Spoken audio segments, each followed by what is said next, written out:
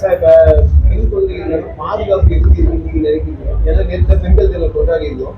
பெண் குழந்தைகளுக்கான பாதுகாப்பு எந்த மாதிரி இருக்குன்னு நினைக்கிறேன். நீங்க சோசியல் சர்வீஸ் நிறைய பண்ணிட்டு இருக்கீங்க.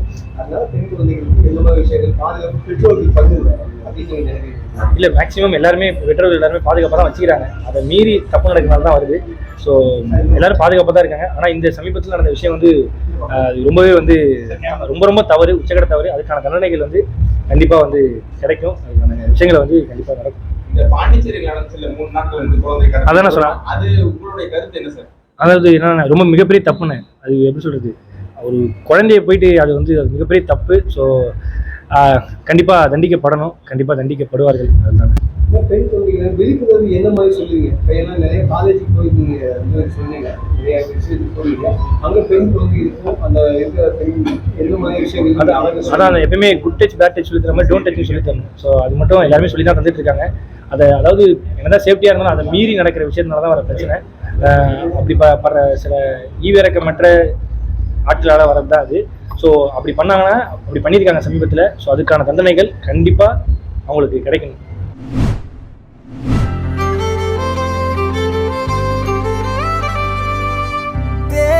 காத்தோட தேன தெளிச்சாலே தேனாக என் நெஞ்ச கொட்டி புட்ட, தேங்காய் நாராக நெஞ்ச உரிச்சாலே உள்ளார என்னன்னு காட்டி விட்டா, ஏகன முகன பார்க்காம கௌத பாடி கிடக்கே தெக்கா மேக்கா கேட்காம ரெக்க கட்டி பறந்தேனே.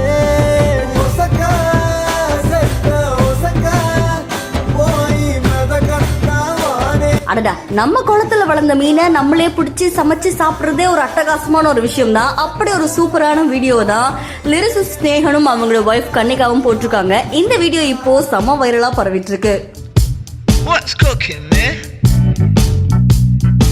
பாடலாசிரியர் ஸ்னேகன் அவங்களுடைய ஒய்ஃப் கன்னிகா இன்ஸ்டால ஒரு வீடியோ ஒன்று பதிவிட்டு இருந்தாங்க. அந்த வீடியோ பார்க்குற எல்லாருக்குமே இந்த மாதிரி ஒரு லைஃப், சூப்பரான ஒரு லைஃப் அப்படின்னு சொல்லி அவங்கள வாழ்த்திட்டு இருக்காங்க.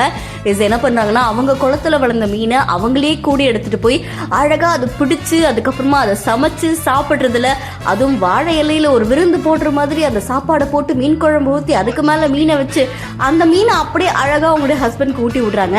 அண்ட் இந்த வீடியோ பார்க்குற எல்லாருக்குமே ஒரு நல்ல லைஃப், ஹாப்பியான லைஃப் வாழ்றீங்க, இதே மாதிரி ஹாப்பியா இருங்க அப்படின்னு பாராட்டிட்டு இருக்காங்க. அதுக்கப்புறமா அந்த குளத்து மீன் பார்க்கறதுக்கு ரொம்ப நல்லா இருக்கே அப்படின்னு